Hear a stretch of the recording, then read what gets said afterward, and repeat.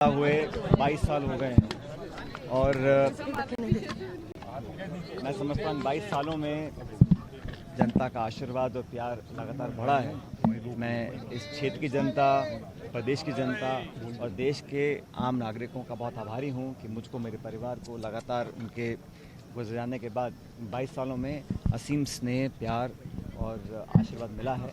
आज मैं समझता हूँ कि पहले से ज़्यादा ज़रूरत है उन सिद्धांतों का पालन करने की जिस पर देश की नींव बनी थी, जिसका स्वर्गीय पायलट साहब ने हमेशा पैरवी करी थी। उन्होंने शुरू से कहा कि गरीब और किसान के बच्चे अगर पढ़ लिख जाएंगे तो उन पदों पर बैठेंगे जिन पदों से देश की नीतियाँ बनती हैं, और आपसी प्रेम, भाईचारा, एक दूसरे की मदद करना, सबको साथ लेकर चलना।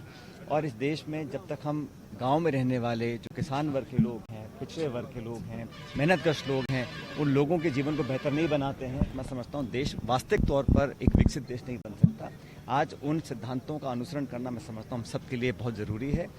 हम सब साथी आज प्रण लेते हैं कि पायलट साहब ने जो कहा और किया अपने जीवन में, एक स्वच्छ छवि, एक जनता के बीच जुड़ाव रखना, और सिर्फ 20 साल राजनीति उन्होंने करी थी। उन 20 सालों में बहुत से लोगों को, उनके जीवन को छुआ, और मैं उम्मीद करता हूं कि उस रास्ते पर चलने का मैं जो कार्य करने की कोशिश कर रहा हूं उसमें मैं सफल रहूं। और आज हम सब उनको याद करते हैं, श्रद्धांजलि देते हैं। बीजेपी के दावे भाई, हर विधायक की एक टीस होती है कि क्षेत्र में काम हो, विकास का बजट मिले, सड़कें, पानी, पुल, सब चीज़ों का लोग डिमांड करते हैं। और मैं समझता हूँ कि ये गलत नहीं है लोकतंत्र के अंदर। तो सरकार हमारी है, जो विधायक चाहते हैं, हम बिना पक्षपात के हर विधायक की मदद करने की कोशिश कर रहे हैं। उनके सब जो डिमांड्स हैं, जो बजट घोषणाएं थी, उनको धरातल पर उतारना चाहते हैं। अब चुनाव भी बहुत दूर नहीं है, 15-16 महीने में चुनाव होंगे, लेकिन इस प्रकरण के बाद निश्चित रूप से भारतीय जनता पार्टी को आत्मचिंतन करना चाहिए। और उनकी आपस की जो फूट है, जो आपस में टकराव पैदा हो रहा है, उसी का फल है कि ये लोग एक जिम्मेदार विपक्ष का भूमिका नहीं निभा पा रहे हैं। भविष्य में उसको एआईसीसी, प्रदेश की इकाई, सरकार और सोनिया जी मिलकर चर्चा करेंगे आपस में क्या आगे वाले समय में क्या कदम उठाने हैं। मैं आपको कई बार पहले भी कह चुका हूं कि 30 साल से कभी कोई पार्टी रिपीट राजस्थान में नहीं हो रही है, और ऐसा नहीं है कि बाकी राज्यों में कांग्रेस सरकार रिपीट नहीं होती है। राजस्थान में हम लोग सरकार बनाते हैं लेकिन अगली बार हार जाते हैं। तो इस बार हम लोगों को निश्चित रूप से सरकार बनानी है।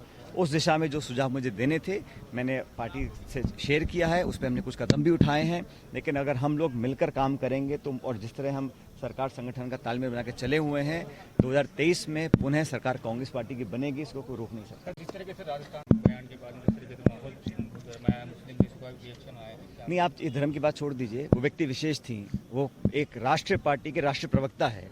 उन्होंने जो स्टेटमेंट दिया, जो देश में विरोध करते थे उस स्टेटमेंट का, तब तो सरकार की सर पे जू नहीं रहेंगी।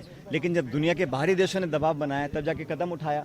और मैं समझता हूँ कि इस प्रकार के लोग जो आपस में समाज में जहर घुलने की कोशिश करते हैं, द्वेष की भावना पैदा करते हैं, टकराव की स्थिति पैदा करते हैं, इन लोगों पर कार्रवाई होनी चाहिए ताकि भविष्य में उदाहरण बने।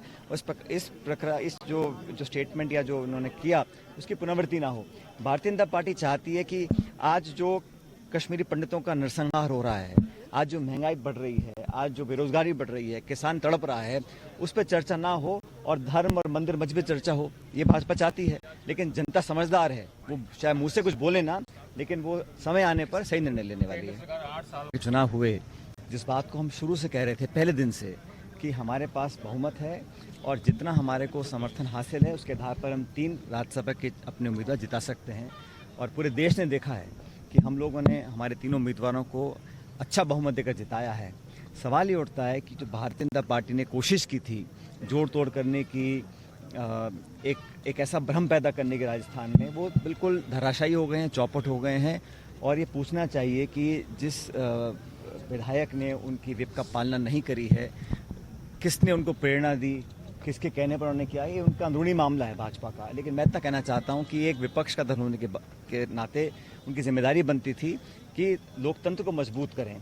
2 प्रत्याशी उतार कर सिर्फ चुनाव कराने की मंशा थी, जनता में एक भ्रम फैलाने की कोशिश थी। लेकिन भारतीय जनता पार्टी का जो कुनबा है वो लगातार बिखरता चला जा रहा है। और कल का जो प्रकरण सामने आया उसको देखकर अब सब समझ गए हैं कि जो दल विपक्ष की सक्रिय भूमिका नहीं निभा सकता जिम्मेदारी से, उसको जनता अपना आशीर्वाद सत्ताधारी दल बनने का कैसे दे सकती है। तो भाजपा के नेताओं की अंदर कलह है, जो अंदर फूट है। और कल देखा होगा आपने, जो पूर्व मुख्यमंत्री हमारी वसुंधरा जी, उनका कोई स्टेटमेंट नहीं आया, ना तो उन्होंने इसकी निंदा की ना प्रशंसा करी, लेकिन सब अंदर खाने पर्दे के पीछे का खेल समझ रहे हैं। लेकिन भाजपा आज पूरी तरह एक्सपोज हो चुकी है और कांग्रेस के हम 3 हमारे सांसद जीत कर गए हैं।